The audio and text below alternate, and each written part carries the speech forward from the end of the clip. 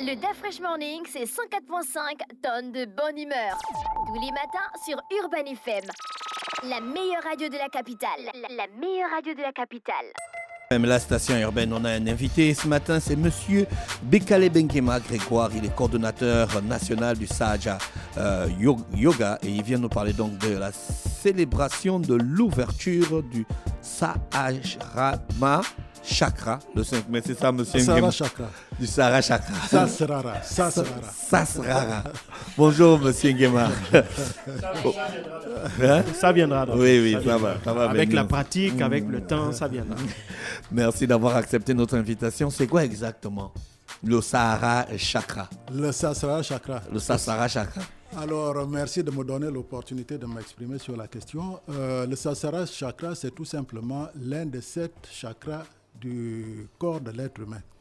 Par définition, il faut rappeler que le corps humain, enfin l'être humain est composé d'une part de son corps physique, mais à côté de ce corps physique, il y a une partie que nous appelons le corps subtil ou l'arbre de vie, appellation qu'on retrouve dans la plupart des traditions spirituelles.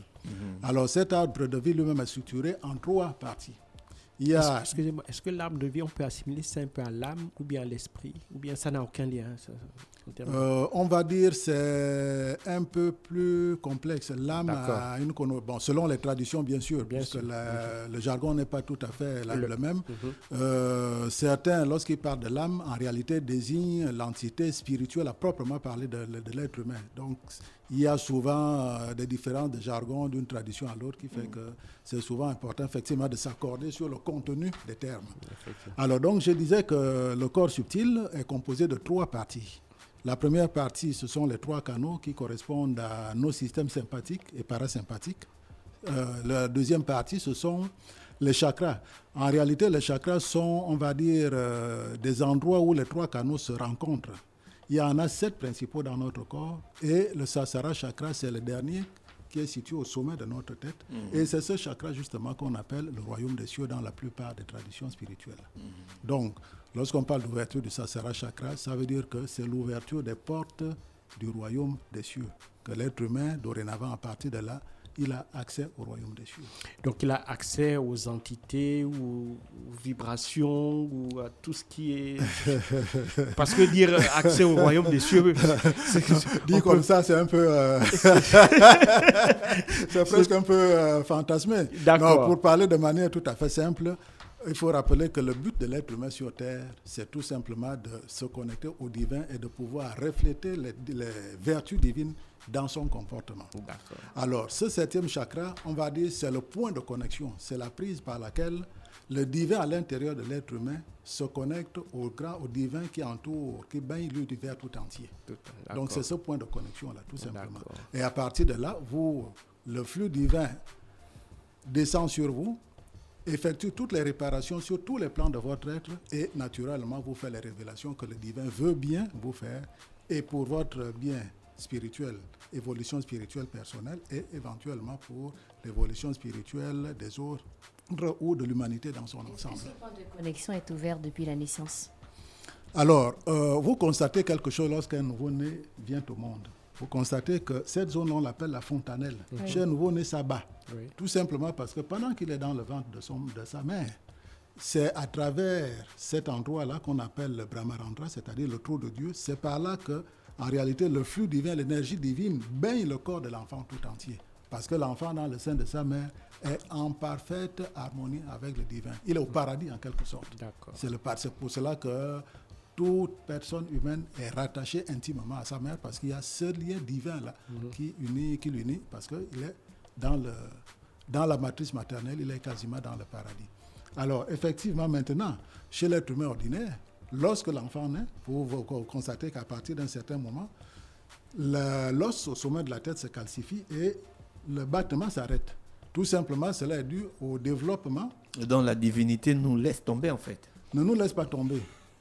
Elle ne nous laisse jamais tomber, on n'est jamais séparé de la divinité, elle est en nous, dans toutes ses composantes. C'est tout simplement qu'elle n'est pas activée, éveillée.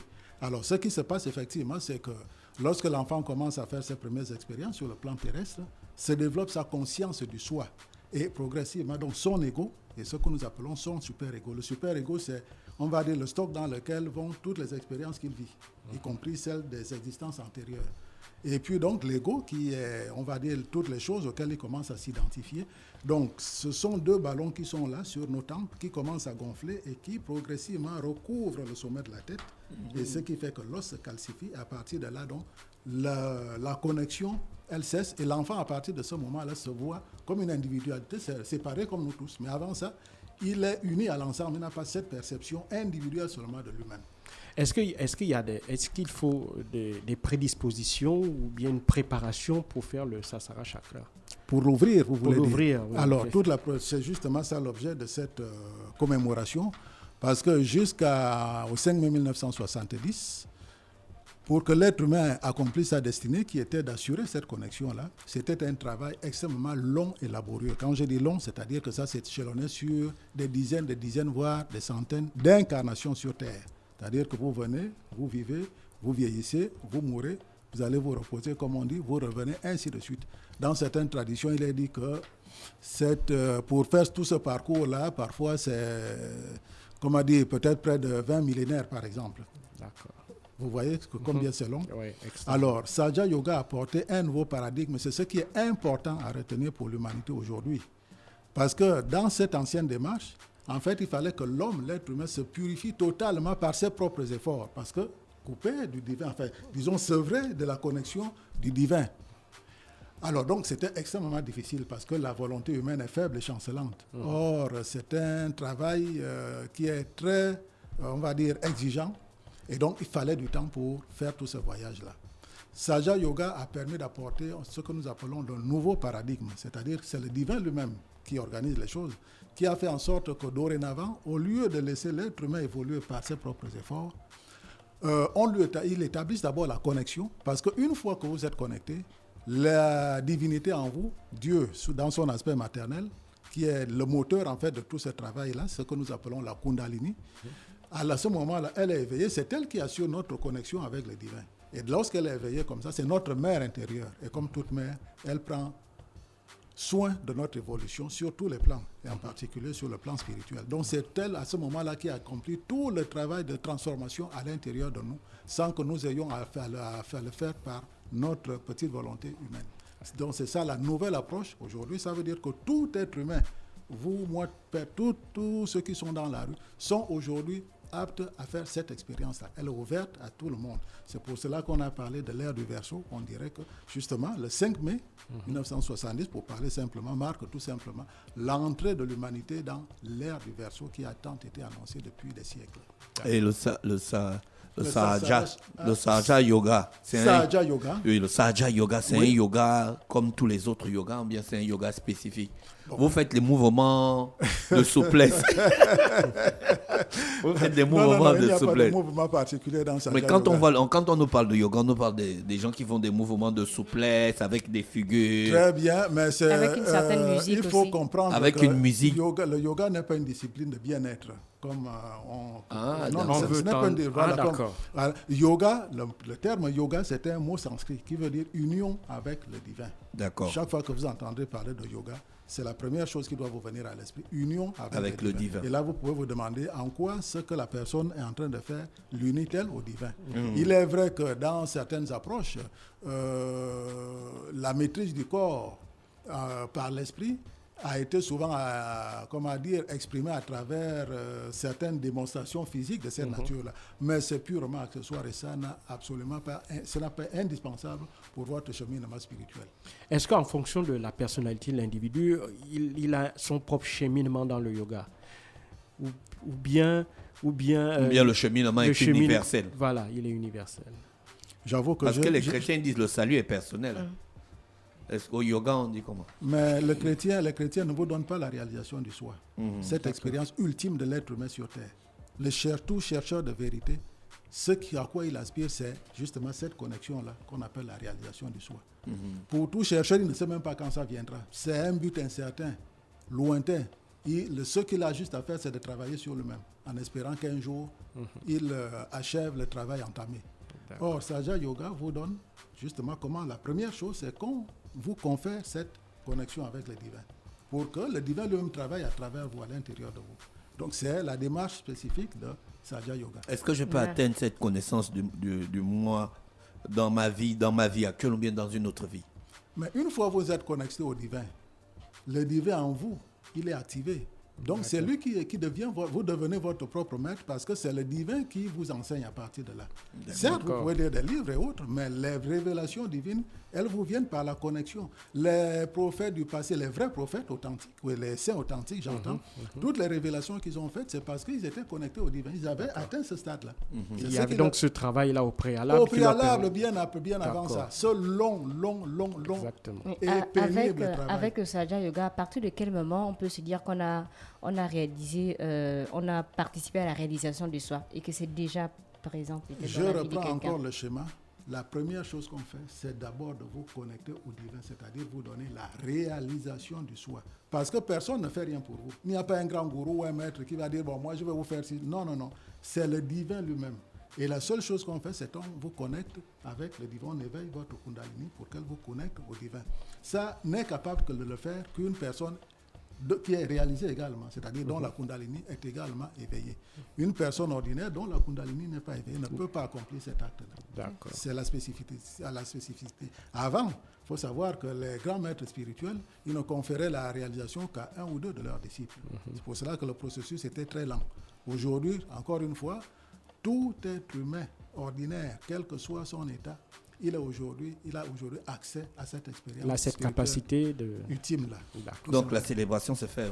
Elle se fait, on va dire, dans nos locaux habituels.